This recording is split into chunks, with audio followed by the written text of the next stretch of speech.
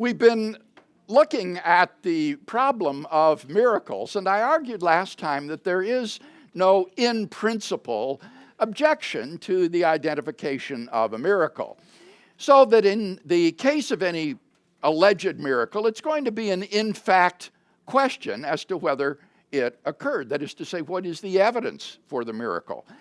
And that takes us to Hume's argument, his in fact argument, that there is no good evidence for the occurrence of a miraculous event in history. Now, whether you think this is true on the contemporary scene or not is going to depend on how you assess the evidence for modern miracles.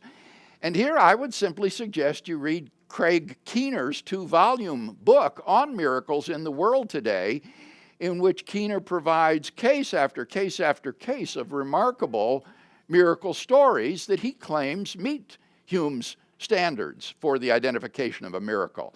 And I've argued, as you know in this class, that in any case, the evidence for the resurrection of Jesus is such that it is more probable to believe that God raised Jesus from the dead on the evidence and the background information than that he did not. And therefore, I think that Hume's in fact argument simply fails, and that will be a matter of a case-by-case analysis of the evidence in for any particular miracle. So, by way of summary, we've been talking now for several months about the doctrine of creation.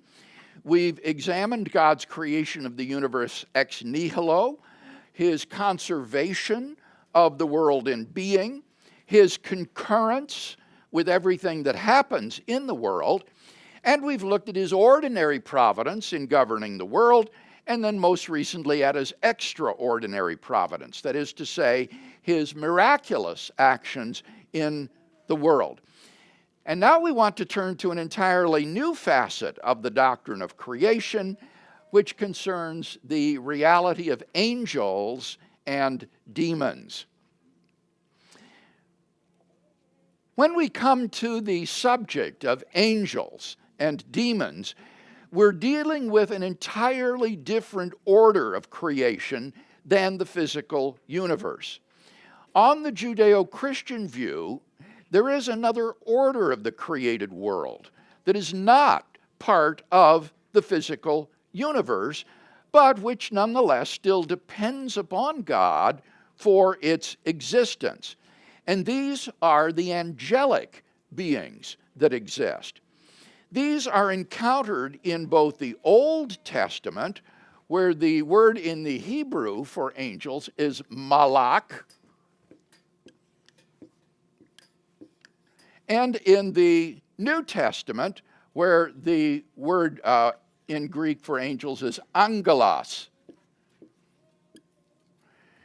And both of these words have the same meaning. They mean a messenger. Angels are messengers of God. These beings serve as God's messengers to humanity. So what we have described here is a higher order of spiritual beings that dwell in the very presence of God and that serve his purposes. So we're talking here about incorporeal beings, that is to say, beings without physical bodies, or minds, as it were, without bodies, that is to say, unembodied minds who serve the Lord. In addition to the angels that serve the Lord and stand in his presence, there are apparently as well evil angels. Matthew 25 and verse 41 refers to these. Matthew 25, 41. Jesus is speaking here of the last judgment, and he says that God, the King of heaven, and I quote, will say to those on his left hand, "Depart from me, you cursed, into the eternal fire prepared for the devil and his angels." So, according to Jesus, there is a devil, a spiritual being of intense evil, as we'll see, who has angels that serve him as well. So, we're talking about a higher order of reality that is not part of the physical universe, but nonetheless is still a part of the created order.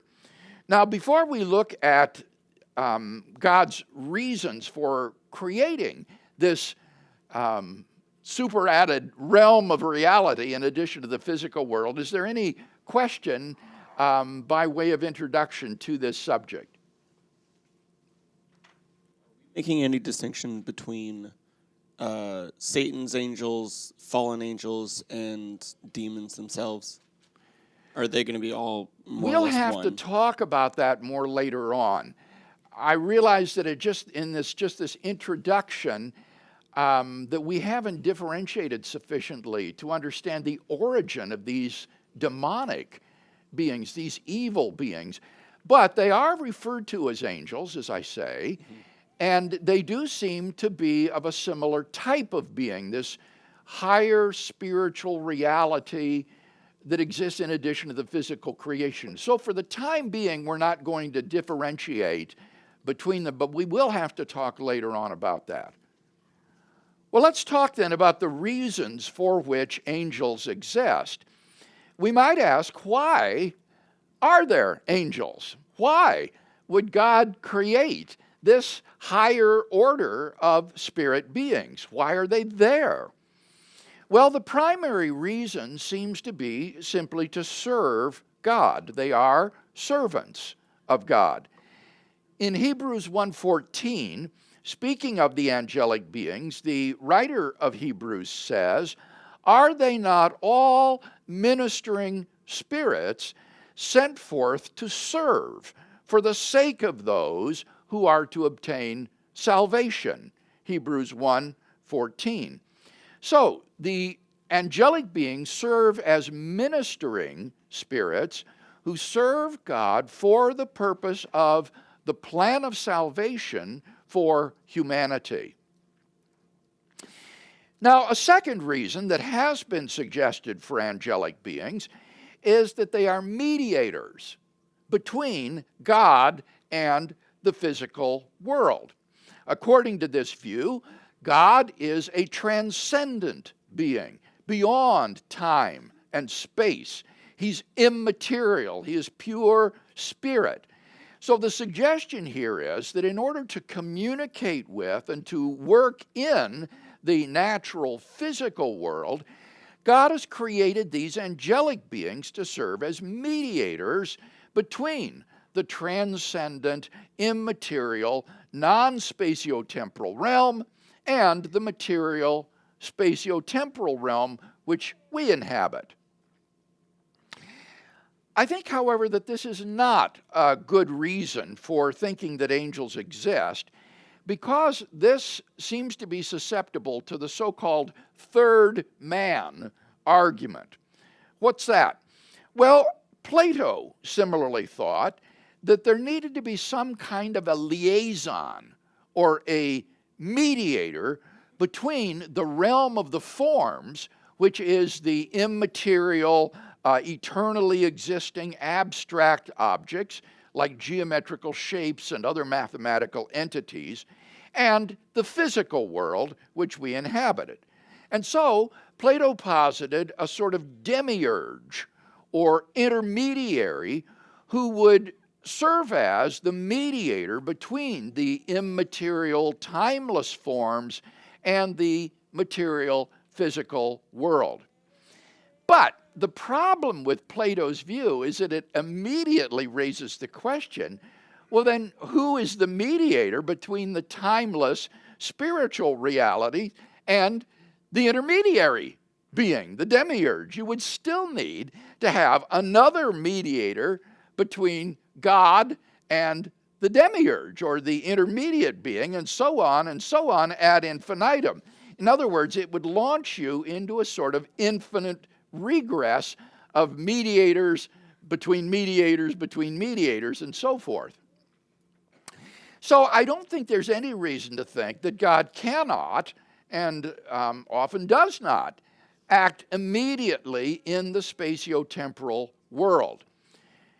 In fact, when we looked at miracles, we saw that this is exactly what miracles are: God's intervention or action in the natural world. So there's really no need of having some sort of a mediator between God and the universe in order for God to act in the universe.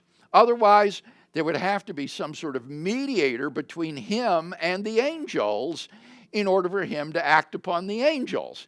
And that leads to an infinite regress.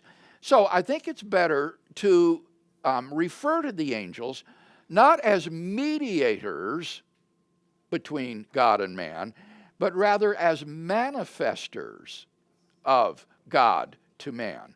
God is a transcendent spiritual reality, and he can use angels as a means of manifesting his presence in the universe. So they manifest God's being to us in various ways in many cases. Now, related to this second rationale might be a similar reason for the existence of angels that was very prominent in medieval theology, often referred to as the great chain of being. The great chain of being, to borrow the words of the author Arthur Lovejoy. Lovejoy points out that for medieval theologians, creation imitates God. And God, as an infinite being, is manifested in the world in manifold ways, whereby the creation imitates his greatness and power and goodness and so forth. So there is this great chain of being descending from God as the ultimate spiritual reality, all the way down to the lowliest, non-sentient physical things in the world. And in between, you find all sorts of different sorts of beings. For example, above the non-sentient physical beings, you would have sentient physical beings like ourselves, beings which are composites of body and soul. So human beings would occupy that link in the great chain of being between God and non-sentient physical things. But then higher than human beings would be creatures that are pure spirits without bodies, like angelic beings who are finite spirit beings. And then even higher than them, you would have God, who is an infinite spirit being. So we, as human beings, are spirits which are corporeally embodied, but angels would be spirits which are not embodied. They are pure spirits, pure minds that are not embodied in any sort of physical way. And so there is a kind of chain of being that descends from God as pure, infinite spirit down to purely material objects in which angels occupy an intermediate position in this great chain of being. Now, I'm not suggesting that they need to exist in order for God to mediate himself to creation. I've already rejected that suggestion.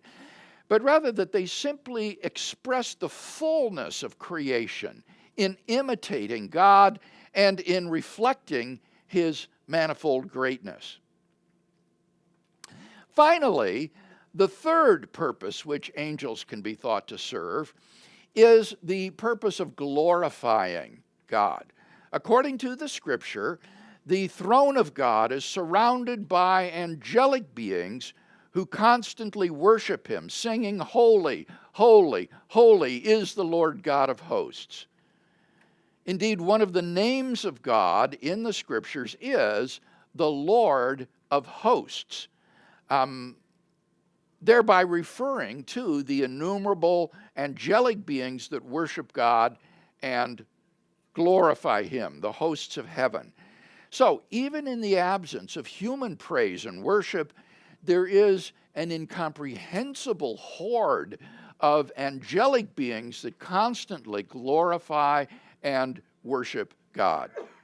So those would be three reasons for which angels might be created by God: to be servants for him for the sake of human beings whom he is bringing to salvation, as manifestors of his presence in the universe, and then simply to glorify and worship him. All right, then let's go on and talk further about the nature of angels. The first point that I want to make is that angels are indeed created beings. Angels are not eternal, they have not existed forever, nor are they metaphysically necessary in their being. They are contingent beings, they are part of the created order. They're not just part of the spatio-temporal universe, but nonetheless, they are a higher spiritual sphere of reality that exists in addition to the universe. So they are part of creation, even though they're not part of the universe. Colossians 1:16 speaks of this sphere of reality. Paul is talking here about how all things are created in Christ. And he says in Colossians 1:16, in him all things were created in heaven and on earth, visible and invisible, whether thrones or dominions or principalities or authorities, all things were created through him and for him. Colossians 1:16. So in differentiating between the visible and the invisible, between things in heaven and things on earth, Paul is clearly talking about these two spheres of reality, the spiritual, invisible, heavenly sphere, and then the physical, visible, tangible sphere. And so the thrones and dominions and principalities and authorities that Paul speaks of are not simply physical rulers or governments here on earth. Rather, they are spiritual realities, the host of angelic beings, which are the principalities and powers that God has also created. Secondly, these beings are innumerable. That is to say, there are so many of them that no human being can count them all. In Daniel chapter 7 and verse 10, we have described Daniel's vision of God as the Ancient of Days and the presentation before God of the Son of Man. And in chapter 7 and verse 10, he says of God, a stream of fire issued and came forth from before him, and a thousand thousands worshipped him, and 10,000 times 10,000 stood before him. The court sat in judgment, and the books were opened. Here Daniel sees this angelic horde that is beyond description in its multitude. Thousands and thousands, 10,000 times 10,000, more than Daniel can even count. Also in Hebrews chapter 12 and verse 22, we have this adjective used to describe the angelic plenitude, Hebrews 12:22. But you have come to Mount Zion, and to the city of the living God, the heavenly Jerusalem, and to innumerable angels in festal gathering. Here in the vision of the heavenly city, there is also this host of angels, which he calls innumerable angels in festal gathering. So there aren't just a few of these angelic beings. Rather, there is a plenitude that is beyond human comprehension and counting. Moreover, thirdly, these angelic beings are of different orders and ranks. They are apparently not all the same. Rather, there are some that are more powerful and authoritative, whereas others are weaker and subordinate angelic beings. We've already seen this suggested in Paul's referring to the principalities and thrones and powers. But we see this illustrated very clearly in Daniel chapter 10 and verse 13. Daniel 10:13. this is a very peculiar passage where Daniel has been praying for a certain request, and the answer to his prayer has been delayed. And then he receives an angelic visitor who says in Daniel 10 verses 12 to 14a, "Fear not, Daniel, for from the first day that you set your mind to understand and humble yourself before your God, your words have been heard, and I have come because of your words. But the prince of the kingdom of Persia withstood me 21 days. But Michael, one of the chief princes, came to help me, so I left him there with the prince of the kingdom of Persia and came to make you understand what is to befall your people in the latter days."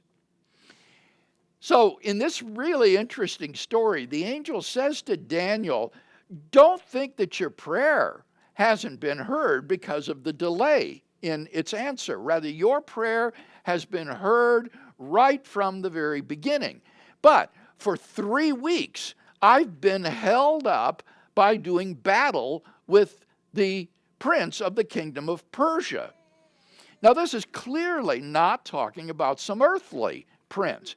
This is talking about some sort of angelic being which was somehow connected with the kingdom of Persia. And the angel says that fortunately Michael, who is lauded as one of the chief princes, came to help him. And so this angel was able to escape, and he left Michael to fight against the prince of the kingdom of Persia, so that he's now able to come and answer Daniel's prayer. I think it makes it very evident that we're dealing here with a sort of hierarchy of these spiritual beings who are vested with different degrees of power and authority. We see this same truth in the New Testament in the little book of Jude. If you look at the 9th verse of the book of Jude, it refers again to this same angel named Michael. Jude, verse 9 says, "But when the archangel Michael, contending with the devil, disputed about the body of Moses, he did not presume to pronounce a reviling judgment upon him, but said, 'The Lord rebuke you.'" Now, this is interesting because we have here exactly the same person mentioned, Michael. And he is referred to in Jude not simply as an angel, but as an archangel. An archangel, and therefore higher in rank, just as he is portrayed in Daniel as one of the chief princes. He's a powerful spiritual being who could do battle with the prince of the kingdom of Persia, for he is an archangel. And yet, notice that in contending with Satan, Michael did not dare to pronounce a reviling judgment upon Satan. Rather, he said, "The Lord rebuke you." Why? Because he was himself inferior to this powerful spiritual being called the devil. So even Michael couldn't presume to rebuke the devil or to contend with him in his own authority. And so he appealed to the authority of Jesus Christ the Lord to rebuke Satan. So we're not dealing here simply with a plenitude of finite spiritual beings all on the same plane. Rather, they are ranked in terms of power and authority. Fourthly, these beings are extremely powerful. 2 Thessalonians 1:7 speaks of the return of Christ, and Paul says here, when the Lord Jesus is revealed from heaven with his mighty angels in flaming fire. And it's the adjective mighty that I want you to focus on. He refers to these angels as powerful or mighty beings who will accompany Christ at his second return. 2 Kings 9:35 gives us some indication of just how powerful they are. 2 Kings 19 and verse 35. When God delivers the armies of Israel from the army of Assyria, we read as follows: "And that night the angel of the Lord went forth and slew 185,000 in the camp of the Assyrians. And when men arose early the next morning, behold, these were all dead bodies."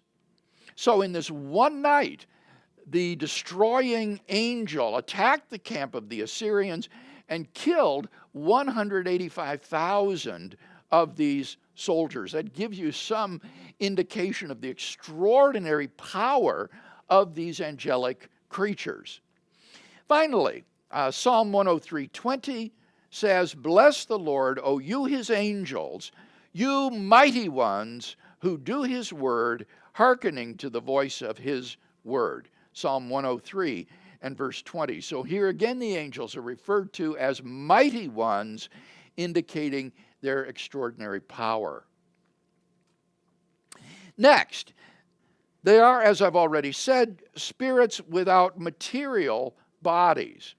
They are spiritual beings who do not properly have material bodies. Hebrews 1:14 again, "Are they not all ministering spirits sent forth to serve?" Hebrews 1:14.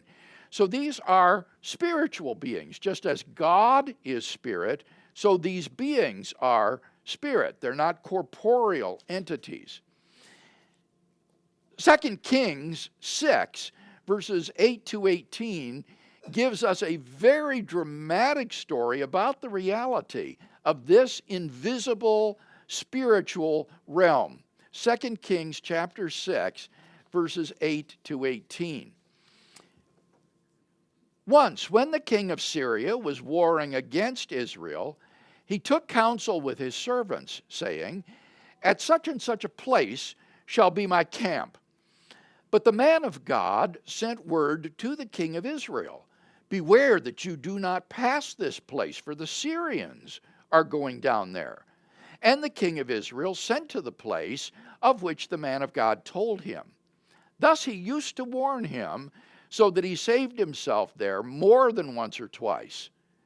And the mind of the king of Syria was greatly troubled because of this thing, and he called his servants and said to them, 'Will you not show me who of us is for the king of Israel?'" In other words, he's demanding who is the one that's leaking this information. There are leakers in his administration. Who's the spy in our midst?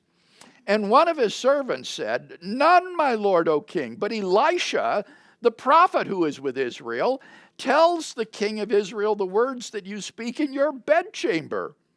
So he says it's the prophet Elijah of Israel who has this sort of clairvoyant knowledge. He knows what the king is saying in the privacy of his own bedroom, and then is able to disclose it to the king of Israel. So there's no spy, there's no one leaking, it's through divine clairvoyance. And so the king said, "Go and see where he is, that I may send and seize him." It was told him, "Behold, he is in Dothan." So he sent there horses and chariots and a great army, and they came by night and surrounded the city. So he sends this army of soldiers to seize Elijah and take him back. When the servant of the man of God rose early in the morning and went out, behold, an army with horses and chariots was around the city. And the servant said, "Alas, my master, what shall we do?" He said, "Fear not, for those who are with us are more than those who are with them." Now at this point, the servant probably thinks, "What are you talking about? There is nobody with us. We're here by ourselves, and we're surrounded by this Syrian army." But then it says, Elisha prayed and said, "O Lord, I pray thee, open his eyes that he may see." So the Lord opened the eyes of the young man, And he saw, and behold, the mountain was full of horses and chariots of fire round about Elisha. And when the Syrians came down against him, Elisha prayed to the Lord and said, "Strike this people, I pray thee, with blindness." So he struck them with blindness in accordance with the prayer of Elisha. So here is described this invisible horde of the hosts of God, the armies of Yahweh, who are doing battle for Elisha and preserving his life, even though to the young man with Elisha and to the Syrian soldiers who were all around them, it appeared as though there was nobody there at all. They were invisible. They were spiritual beings who were present and powerful, but they couldn't be seen because they don't have bodies and therefore do not reflect photons that could enter anyone's eyes and impinge upon their retinas so that they could be seen. The young man needed to have a spiritual vision from God in order to see the hosts of God and the armies of Yahweh that were surrounding them and protecting them. Now, when you think about this, we simply don't know what spiritual hosts might be with us, even right now in this very room, protecting us from harm, warding off evil and powers of darkness that would otherwise want to attack and undo us. Next, these angels, precisely because they are pure spirits and incorporeal, are not bound by physical limitations. They are not bound by the limits of material spatial dimensions or obstacles. Acts chapter 12, verses 5 to 10 gives us a good indication of this. This is the story of Peter's miraculous release from prison. Acts chapter 12, verses 5 to 10 says, "So Peter was kept in prison, but earnest prayer for him was made to God by the church. The very night when Herod was about to bring him out, Peter was sleeping between two soldiers, bound with two chains, and sentries before the door were guarding the prison. And behold, an angel of the Lord appeared, and a light shone in the cell. And he struck Peter on the side and woke him, saying, 'Get up quickly.' And the chains fell off his hands. And the angel said to him, 'Dress yourself and put on your sandals.' And he did so. And he said to him, 'Wrap your mantle around you and follow me.' And he went out and followed him. He did not know that what was done by the angel was real, but thought he was seeing a vision. When they had passed the first and the second guard, they came to the iron gate leading into the city. It opened to them of its own accord, and they went out and passed on through one street, and immediately the angel left him." Now, here Peter is locked in prison. He is chained and guarded. There is no way that a physical angel could get in to help him. But what happens is that the angel just appears in the room, seemingly out of nowhere. He doesn't pass through the walls. He doesn't go through the doors. He just appears at this point in space. And then after miraculously freeing Peter, he just vanishes. He disappears. It's very reminiscent of the way in which the risen Jesus could appear and disappear in his resurrection body. He seemed to have the ability to step in and out of this space-time manifold as he willed. He could just step into it at one point and then go out of it and step back into it at another point without traversing the distance in between. As spiritual beings, these creatures are not bound by the kinds of spatial and physical limitations that we corporeal beings are. And so the angel can just appear in the locked cell, and when his work is done, he can just dematerialize and disappear again. Now, these angelic beings are next, not simply very powerful, they are also apparently very wise. They are wise. 2 Samuel 14, verse 20b. 2 Samuel 14, 20b. A woman is speaking to King David here, and she says to David, "My Lord has wisdom, like the wisdom of the angel of God, to know all things that are on the earth." Now here she speaks of the angel of God as incredibly wise, knowing all things that are going on. And she flatters David by comparing David's knowledge to the knowledge of God's angel.